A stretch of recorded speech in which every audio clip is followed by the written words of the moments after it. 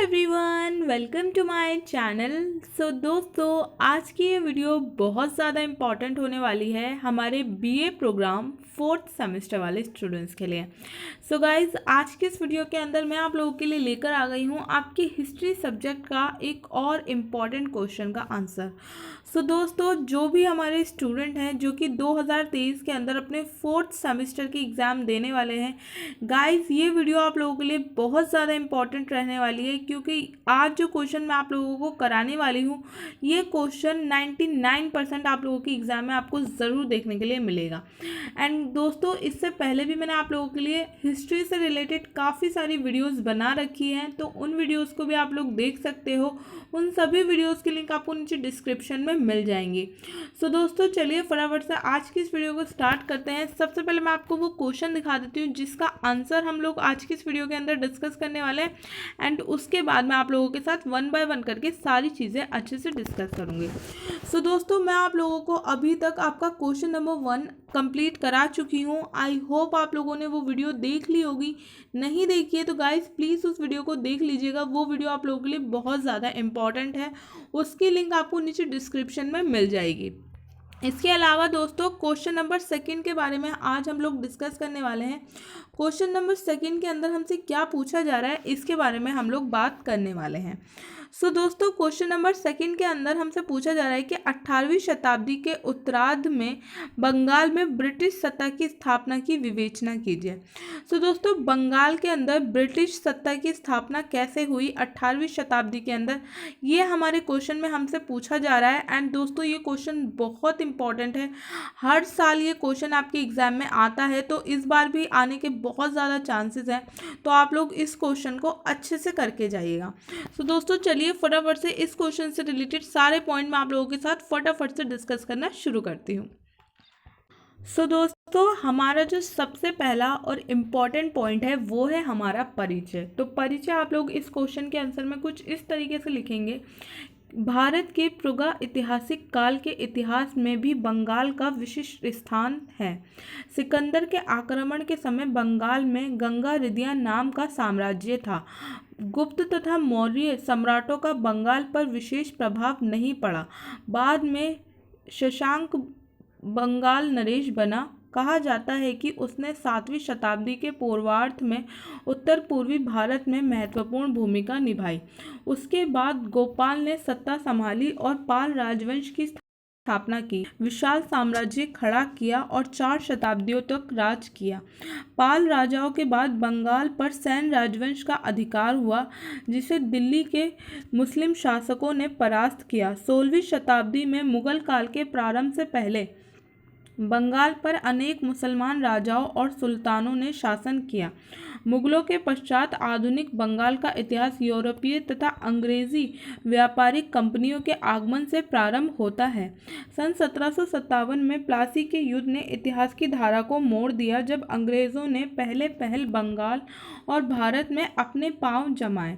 सन 1905 में राजनीतिक लाभ के लिए अंग्रेज़ों ने बंगाल का विभाजन कर दिया, लेकिन कांग्रेस के नेतृत्व में लोगों के बढ़ते हुए आक्रोश को देखते हुए 1911 में बंगाल को फिर से एक कर दिया गया।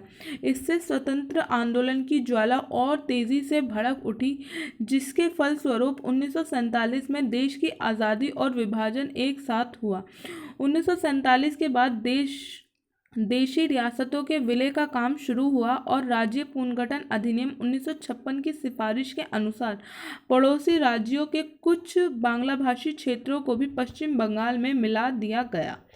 दोस्तों, इस तरीके से आप लोगों को सबसे पहले एक परिचय लिखना है। परिचय के अंदर मैंने आप लोगों को सारे पॉइंट बताए हैं, किस तरीके से प्राग ऐतिहासिक काल से लेकर हमारी आज़ादी तक बंगाल ने कितना इम्पोर्टेंट रोल प्ले किया है। और अगर आज की राजनीति को भी आप लोग देखोगे, अगर हम वर्तमान राजनीतिक स्थिति की बात करें तो आज भी बंगाल का अपना एक विशेष स्थान है पूरे इंडिया के अंदर, इस बात से कोई भी इनकार नहीं कर सकता।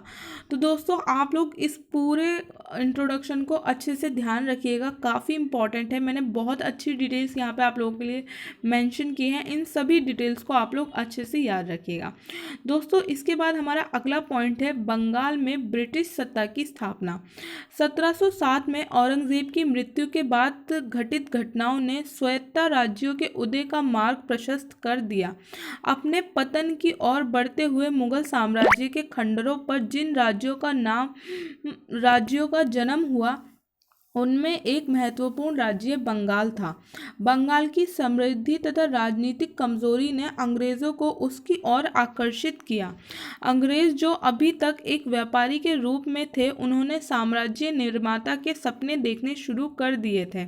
वह भलीभांति ये जानते थे कि बगैर राजनीतिक सत्ता की स्थापना के अधिक व्यापारिक लाभ संभव नहीं है।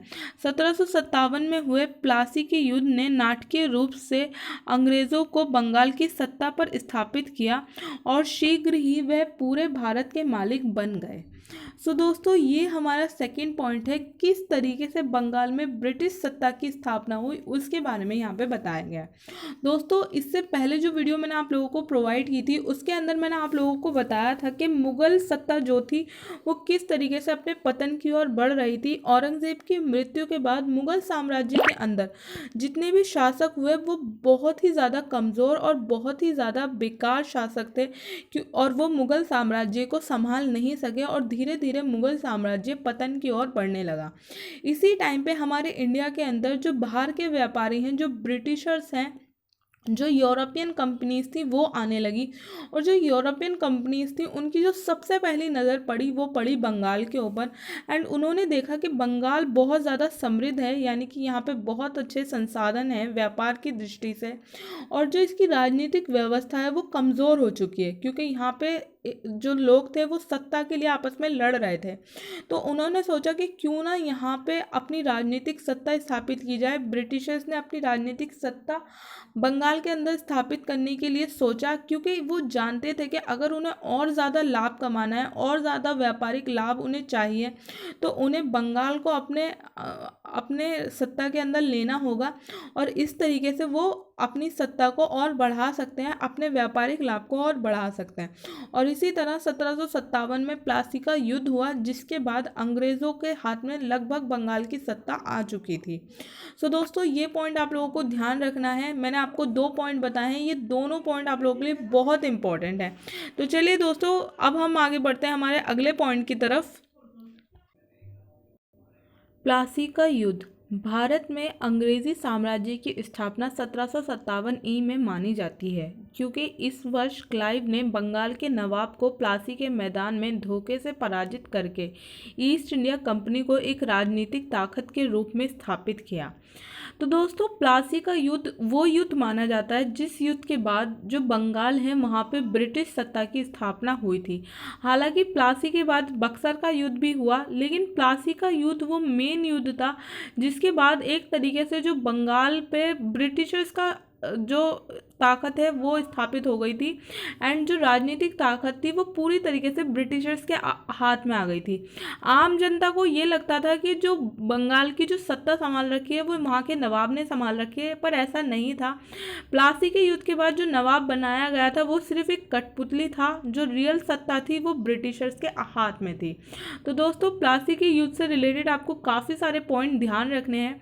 तो हमारा सबसे पहला पॉइंट है सिराजुद्दौला के विरुद्ध अंग्रेजों का षड्यंत्र। तो प्लासी के युद्ध के क्या क्या कारण थे उनके बारे में हम लोग डिस्कस करने वाले हैं। तो पहला कारण था सिराजुद्दौला के विरुद्ध अंग्रेजों का षड्यंत्र। अंग्रेजों ने बंगाल के नवाब सिराजुद्दौला को सत्ता से हटाने के लिए षड्यंत्र रचा क्योंकि अंग्रेज नवाब को अपने हाथों की कठपुतली बनाना चाहते थे। इसके लिए अंग्रेज़ों ने नवाब के सेनापति मीर जाफ़र को बंगाल का नवाब बनाने का लालच देकर अपनी ओर मिला लिया। अंग्रेज़ों ने अमीर चंद तथा जगत सेठ जैसे दरबारी अमीरों को पहले ही अपनी ओर कर लिया था। अंग्रेज़ बहुत चालाक थे, इसलिए उन्होंने नवाब से नाराज चल रहे अमीरों का पता लगाकर उन्हें भी अपनी ओर मिला लिया। इसी कारण प्लासी के मैदान में नवाब सिराजुद्दौला की सेना पूर्ण निष्ठा के साथ नहीं लड़ सकी। तो दोस्तों, जो प्लासी के युद्ध का पहला कारण था वो आप लोग ध्यान रखिएगा। प्लासी के युद्ध के अंदर सबसे पहला जो कारण था जिसकी वजह से सिराजुद्दौला हार गया वो था कि उसी के कुछ लोग थे जो कि जाके अंग्रेज़ों से मिल गए थे।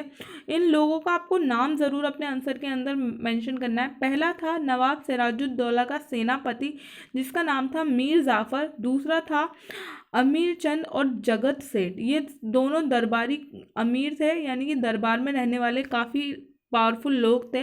इन तीनों लोगों ने मिलकर अंग्रेज़ों से मिलकर सिराजुद्दौला को इस युद्ध में हराया।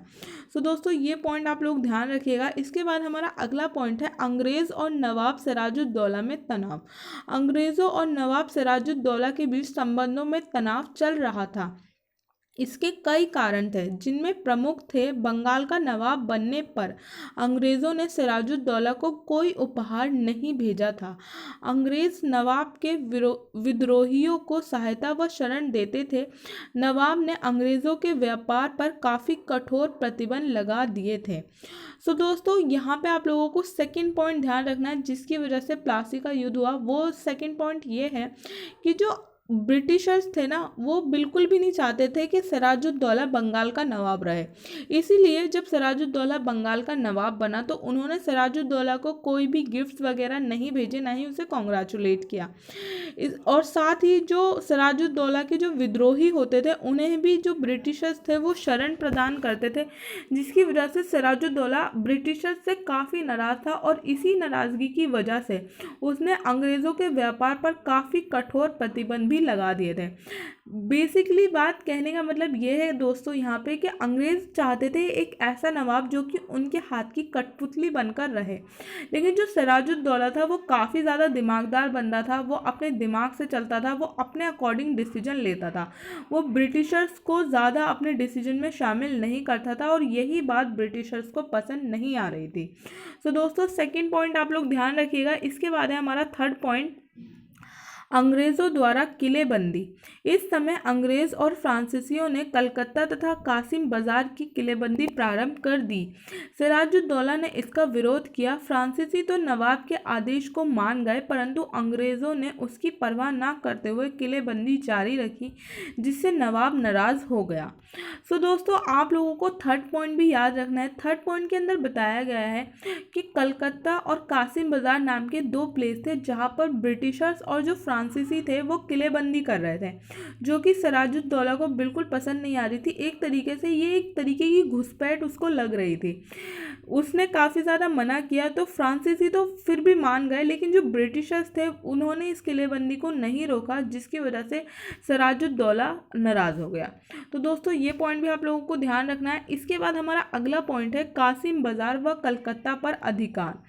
अंग्रेज़ों ने फ्रांसीसियों से भयभीत होकर कलकत्ता के फोर्ट विलियम कोठी की किलेबंदी की और उसके परकोटों पर तोपें चढ़ा दी। जब सिराज ने अंग्रेज़ों के इस जघन्य कार्य को रोकने की कोशिश की, परंतु अंग्रेज़ नहीं माने, तो सिराजुद्दौला ने 15 जून 1976 को फोर्ट विलियम को घेर लिया। सिराजुद्दौला ने 5 दिन में ही अंग्रेज़ों को आत्मसमर्पण करने के लिए मजबूर कर दिया। नवाब सिराजुद्दौला कलकत्ता मानिक चंद को सौंपकर स्वयं मुर्शिदाबाद आ गया। सो दोस्तों, आप लोगों को यहाँ पे ये पॉइंट ध्यान रखना है कि जब सिराजुद्दौला के कहने के बाद भी ब्रिटिशर्स ने किलेबंदी को नहीं रोका, तो फिर कुछ टाइम बाद एक फोर्ट विलियम नाम की कोठी थी जो कि कलकत्ता में थी और जिसके ऊपर ब्रिटिशर्स ने अधिकार कर लिया था। तो कुछ टाइम बाद जब ब्रिटिशर्स सिराजुद्दौला की बात बिल्कुल नहीं मान रहे थे, तो उसने क्या किया, उसने खुद इस कोठी की किलेबंदी शुरू की और ब्रिटिशर्स के साथ एक छोटा सा युद्ध करके उन्हें हरा दिया 5 दिन के अंदर, और इस कोठी को वापस अपने अंदर में ले लिया। लेकिन उससे गलती ये हो गई कि वो इस कोठी को मानिक चंद के हवाले कर खुद मुर्शिदाबाद लौट गया, और मानिक चंद ही वो व्यक्ति था जो कि सिराजुद्दौला को धोखा दे रहा था। मानिक चंद ने जो काम किया उसकी वजह से पूरा प्लासी का युद्ध हुआ। तो दोस्तों हमारा पांचवा पॉइंट है काल कोठरी की घटना। ऐसा कहा जाता है कि बंगाल के नवाब सिराजुद्दौला ने फोर्ट विलियम कोठी को जीतने के बाद 146 अंग्रेजों को बंदी बना लिया था, जिसमें स्त्री बच्चे भी सम्मिलित थे, और उनको एक छोटे से कमरे में 20 जून 1756 की रात को बंद कर दिया था, जो 18 फीट लंबी तथा 17 फुट 10 इंच चौड़ी थी। 23 जून को जब कोठरी खोली गई तो उसमें केवल 23 लोग ही जिंदा मिले। जिंदा रहने वालों में एक होवेल भी था और वही इस घटना का सूत्रधार माना जाता है। इतिहासकार गुलाम हुसैन की पुस्तक में इस घटना का कोई उल्लेख नहीं है। इस घटना का केवल इतना ही महत्व है कि अंग्रेजों ने इसे आगे के आक्रमण युद्ध का कारण बनाया।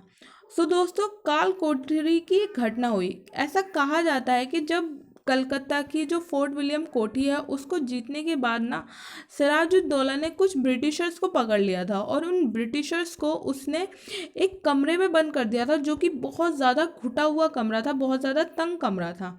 और कमरे में बंद करने के बाद उसने उनको कुछ टाइम के लिए 3 दिन के लिए वहीं छोड़ दिया। और 3 दिन बाद जब कोठी खोली गई तो वहाँ पे जितने भी लोग थे 146 लोग थे, जिनमें से केवल 23 ही जिंदा मिले, बाकी सब मर गए थे। ऐसा कहा जाता है कि उन लोगों का दम घुटने की वजह से उनकी डेथ हो गई थी, और इसकी वजह से जो ब्रिटिशर्स थे वो सिराजुद्दौला से बहुत ज़्यादा नाराज़ हुए। और प्लासी के युद्ध का जो सबसे बड़ा कारण बना वो यही था, क्योंकि पहली बार ऐसा हुआ था कि इंडियंस की जगह ब्रिटिशर्स की डेथ हुई थी, और इस चीज़ को ब्रिटिशर्स बिल्कुल भी बर्दाश्त नहीं कर रहे थे। लेकिन दूसरी तरफ कुछ इतिहासकारों का मानना ये भी है कि ये पूरी घटना जो बताई जाती है वो एक पर्सन के द्वारा बताई जाती है जिसका नाम हॉलवेल था, और वो इस घटना को बढ़ा चढ़ाकर बताता है। इस घटना में इतनी सत्यता नहीं है जितनी कि हॉलवेल बताता है।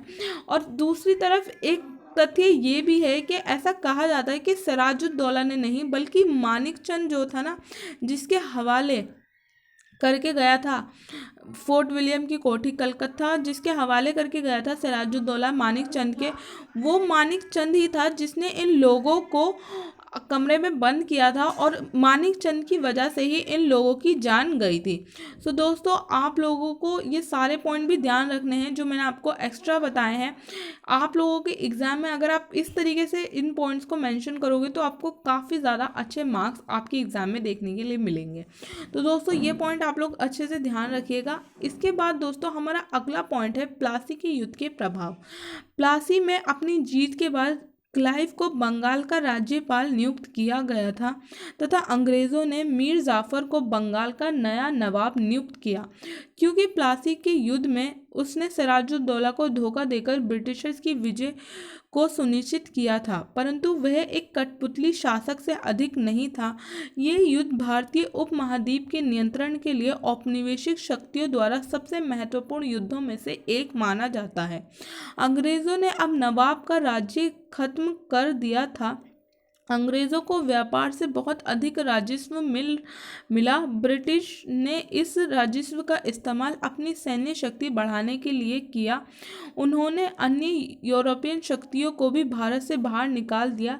ये एशिया में ब्रिटिश साम्राज्य के विस्तार का संकेत था। सो दोस्तों, प्लासी का युद्ध ब्रिटिशर्स अंत में जीत गए, और प्लासी का युद्ध जीतने के बाद जो रॉबर्ट क्लाइव था जिसने इस पूरे युद्ध का नेतृत्व किया था, वो बंगाल का राज्यपाल नियुक्त हुआ, और जो मीर जाफ़र था जिसने सिराजुद्दौला को धोखा दिया था उसे बंगाल का नया नवाब बनाया गया। लेकिन जैसा कि मैंने आप लोगों को कहा कि अब मीर जाफ़र बंगाल का नवाब तो था, लेकिन जितनी भी पावर थी वो सारी ब्रिटिश ईस्ट इंडिया कंपनी के पास थी, और वही अब पूरे बंगाल को नियंत्रित कर रही थी। जो मीर जाफ़र था वो सिर्फ एक कठपुतली शासक था, और बंगाल को अपने नियंत्रण में करने के बाद उनको जो भी राजस्व मिला, जो भी पैसे ब्रिटिश सत्ता को मिले, उससे उन्होंने अपनी सैन्य शक्ति को बढ़ाया और अन्य यूरोपियन जो ताकत थी उनको भी बाहर निकाल दिया देश से। और आप लोग इस चीज़ का ध्यान रखिएगा कि ये भारतीय उपमहाद्वीप में औपनिवेशिक शक्तियों के सबसे महत्वपूर्ण युद्ध था। एंड ये पूरा पॉइंट आप लोगों को ध्यान रखना है। होप सो दोस्तों आप लोगों को ये पूरा पॉइंट अच्छे से क्लियर हो गया होगा।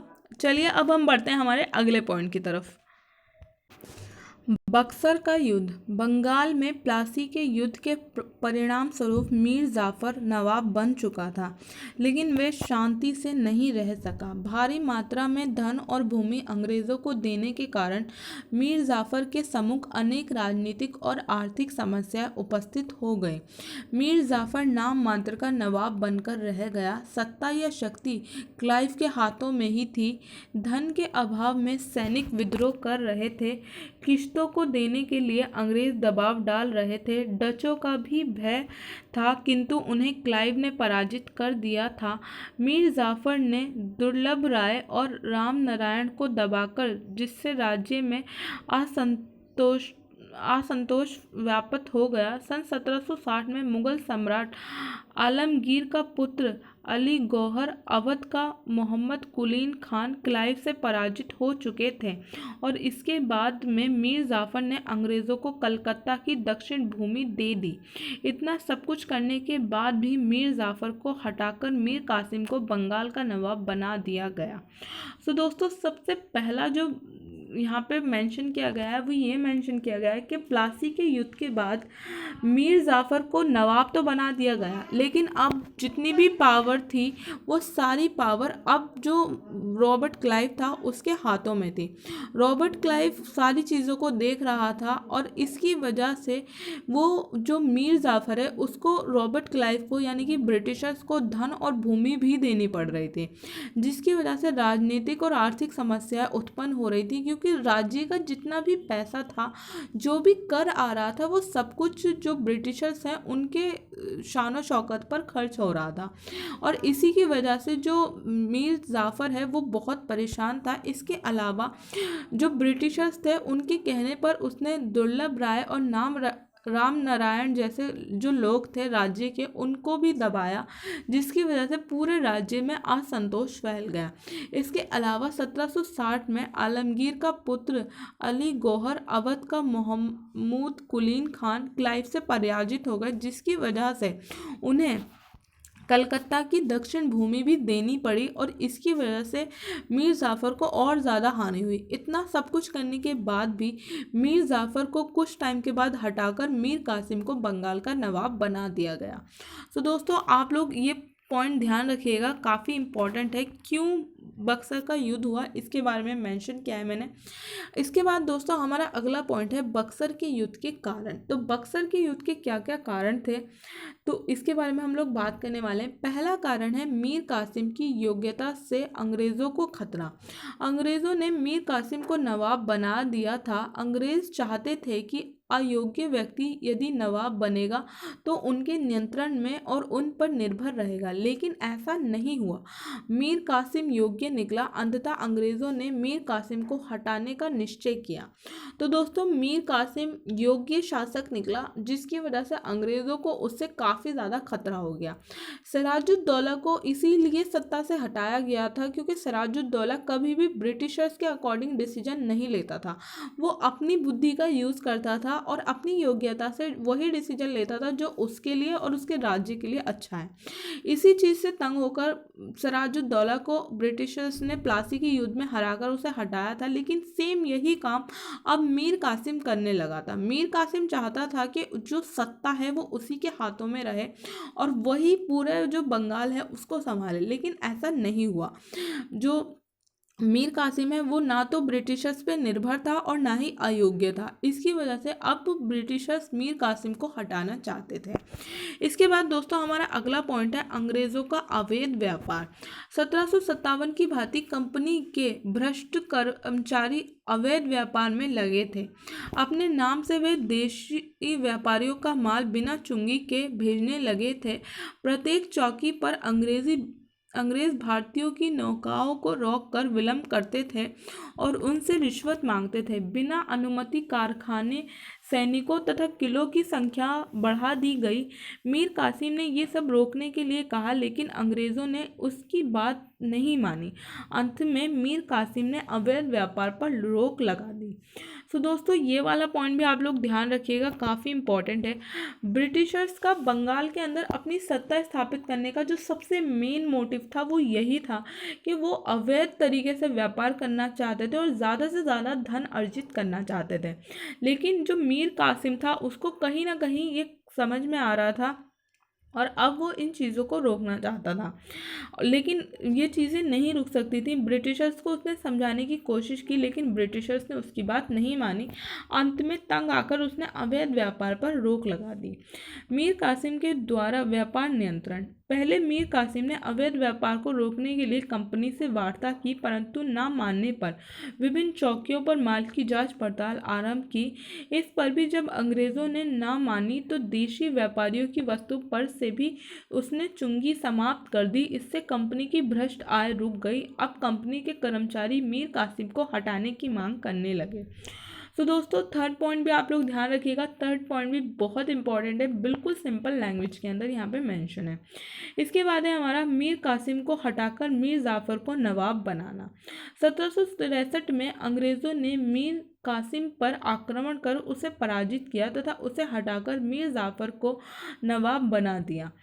अंग्रेजों को पूर्ण वही भ्रष्ट व्यापार की छूट मिल गई। इससे भ्रष्टाचार अधिक बढ़ गया। मीर जाफर दुर्बल सिद्ध हुआ, लेकिन मीर कासिम ने अपने इस अपमान का बदला लेने का निश्चय कर लिया। तो दोस्तों, मीर कासिम के ऊपर ब्रिटिशर्स ने आक्रमण करके उसे हटाकर मीर जाफर को नवाब बना दिया और अब जो उनका अवैध व्यापार था वो फिर से पहले की तरह चलने लगा। लेकिन जो मीर जाफर था वो इतना ज़्यादा ताकतवर शासक नहीं था और मीर कासिम को क्योंकि उन्होंने धोखे से हराया था तो मीर कासिम ने बदला लेने की ठानी और अंत में बक्सर का युद्ध हुआ। तो ये पॉइंट आप लोग ध्यान रखिएगा। इसके बाद दोस्तों हमारा अगला पॉइंट है बक्सर के युद्ध के परिणाम, राजनीतिक परिणाम। सो दोस्तों, हमारा पहला जो परिणाम निकला बक्सर के युद्ध का वो था राजनीतिक परिणाम। राजनीतिक रूप से बक्सर ने प्लासी के अधूरे कार्यों को पूरा किया। इसमें कंपनी को एक संप्रभु संपन्न शक्ति बना दिया। प्लासी का युद्ध एक साधारण झड़प थी, जबकि बक्सर में सैनिक कुशलता तथा वीरता का प्रदर्शन हुआ। अंततः अंग्रेजों की शक्ति की धाक स्थापित हो गई। इससे कंपनी को उत्तर प्रदेश और पश्चिमी सीमा प्रांत पर अधिकार मिला। सो दोस्तों, पहला परिणाम यही निकला कि अब बक्सर के युद्ध के बाद बंगाल पे पूरी तरीके से ब्रिटिशर्स का सत्ता हो चुकी थी और अब ये बात आम जनता तक भी पहुंच गई थी। तो दोस्तों, ये पॉइंट आप लोग ध्यान रखिएगा। इसके बाद हमारा अगला पॉइंट है आर्थिक परिणाम। अंग्रेजों ने सदैव भ्रष्टाचार किया। इस युद्ध की क्षतिपूर्ति में बंगाल से 50 लाख रुपये वसूल किए गए तथा बिना कर व्यापार का अधिकार मिलने से संपन्न बंगाल निर्धन बन गया। अंग्रेजों का भ्रष्टाचार भी अब पहले से बहुत बढ़ गया, जिसके कारण अकाल की स्थिति उत्पन्न हो गई। इसके बाद दोस्तों हमारा थर्ड पॉइंट है भारत की सर्वोच्च शक्ति पराजित हुई। बक्सर के युद्ध का सबसे महत्वपूर्ण परिणाम भारत की सर्वोच्च शक्ति सम्राट आलम शाह, उसका नवाब, बंगाल का नवाब संयुक्त रूप से पराजित हुए। युद्ध में सम्राट के हारने का प्रभाव ये हुआ कि कंपनी की शक्ति और संप्रभुता को नवाब और जनता को स्वीकार करना पड़ा। इससे भारतीय शक्ति की प्रतिष्ठा गिरी, क्रमशः पतनशील हो गई। इस प्रकार कंपनी को सम्राट की स्वीकृति मिलते ही वे वैधानिक प्रधान और निर्णायक शक्ति बन गई। द्वैत शासन से भारत की दुर्दशा। इस युद्ध के बाद क्लाइव ने बंगाल में दोहरा शासन स्थापित किया, जो इतना अधिक भ्रष्ट, अन्यायी, शोषक और दायित्व विहीन था कि जनता भिखारी और लुटेरी बनी। एक अंग्रेज लेखक ने लिखा है कि नवाबों के शासन में ये देश सुखी संपन्न था, जो अब अंग्रेजों संप्रभुता में बर्बादी की ओर जाने लगा है। नंदलाल चटर्जी ने कहा कि छल कपट का ही दूसरा नाम दीवानी था। अंग्रेजों ने वस्त्र उद्योग के कुशल कारीगरों के अंगूठे इसलिए कटवा दिए कि उन्होंने अपनी कुशलता का राज अंग्रेज़ों को नहीं बताया।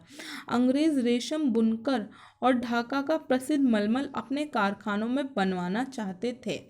सो दोस्तों, ये 4 परिणाम हुए बक्सर के युद्ध के बाद। कहने का मतलब ये है कि बक्सर का युद्ध वो अंतिम पड़ाव था, वो अंतिम स्टेप था, जिसके बाद पूरी तरीके से बंगाल जो था वो ब्रिटिश सत्ता के नियंत्रण में आ चुका था। सो दोस्तों, मैंने आपको जितने भी पॉइंट बताए हैं, इसके अलावा मैंने ओरली भी आपको बहुत सारी चीज़ें एक्सप्लेन की हैं, तो ये सारे पॉइंट आप लोग ध्यान रखिएगा। एंड अभी तक अगर आप वीडियो में बने हुए हैं तो thank you so much everyone कि अभी तक आप लोगों ने वीडियो देखी है। मुझे पता है वीडियो थोड़ी सी लॉन्ग हुई है, लेकिन दोस्तों आप लोगों को एक एक पॉइंट एक्सप्लेन करना ज़रूरी है। सो दोस्तों, यहाँ पे हमारा आंसर ख़त्म होता है। लास्ट में आप लोगों को एक निष्कर्ष लिखना है, जो कि आप लोग खुद से तैयार कीजिएगा, ताकि ये पूरा क्वेश्चन आप लोगों के माइंड के अंदर अच्छे से क्लियर हो जाए। सो दोस्तों, आज की इस वीडियो के अंदर बस इतना ही। उम्मीद करती हूँ ये वीडियो आप लोगों के एग्ज़ाम में आप लोगों के लिए बहुत ज़्यादा हेल्पफुल रहेगी। एंड दोस्तों, इसके अलावा आप लोगों को और किस सब्जेक्ट के क्वेश्चन आंसर चाहिए, ये भी आप लोग मुझे कमेंट करके ज़रूर बताइएगा। और अगर ये वीडियो आप लोगों को पसंद आई हो तो इस वीडियो को आप लोग ज़्यादा से ज़्यादा लाइक कीजिएगा, ज़्यादा से ज़्यादा शेयर कीजिएगा। एंड इसके अलावा अगर आप में से कोई भी ऐसा स्टूडेंट है जिसने अभी तक भी चैनल को सब्सक्राइब नहीं किया है, तो प्लीज़ चैनल को ज़रूर सब्सक्राइब कीजिएगा, क्योंकि इस चैनल के ऊपर आपको इसी तरीके की वीडियोस मिलने वाली हैं। सो दोस्तों, मिलती हूँ मैं आप सबसे अगली वीडियो के अंदर। तब तक के लिए थैंक यू सो मच।